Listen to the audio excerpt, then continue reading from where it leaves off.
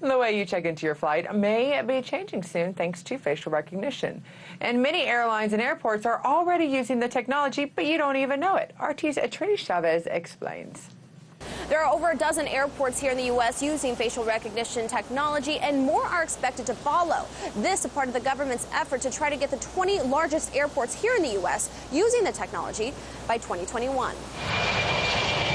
Your face may be your next boarding pass. This after President Trump issued an executive order in 2017 expediting the deployment of biometric verification of the identities of all travelers crossing U.S. borders, including U.S. citizens, in the top 20 U.S. airports by 2021. Now the Department of Homeland Security rushing to get those systems up and running at airports across the country, even though the technology is unproven and largely unregulated. I think it's a great idea because it's going to save time, and you're not going to have to be fumbling for documents all the time. Delta debuted the tech last year, scanning faces before passengers fly. JetBlue also followed suit, and many more airlines are expected to sign up.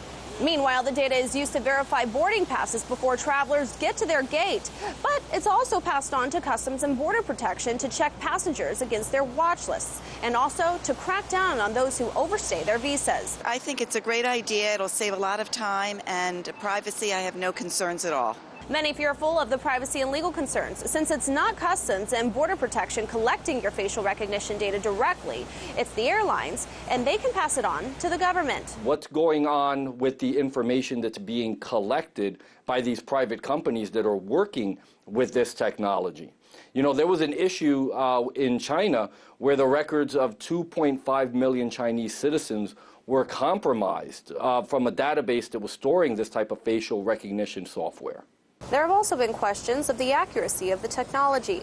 According to a Homeland Security watchdog, the facial recognition systems used at airports only worked 85% of the time in some cases. The ACLU, the American Civil Liberties Union, noted that actually facial recognition software wound up getting 28 false positives when they ran the pictures of members of Congress. Now, there's only about 435 members of Congress, and they had 28 false positives. That's a poor percentage. And not only that, disproportionately, the false positives occurred with people of color. Although airlines say that they do not store passengers' data, it's shared with federal agencies that are able to store it.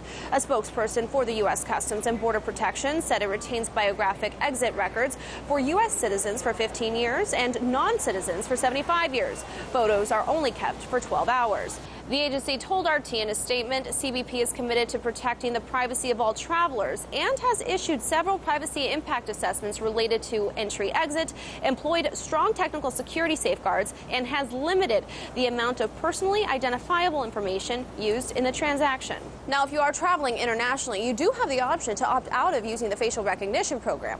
However, you may be asked to stand in a line that's a little bit slower, and your documents will be scanned manually. Reporting in New York, Trinity Chavez, RT.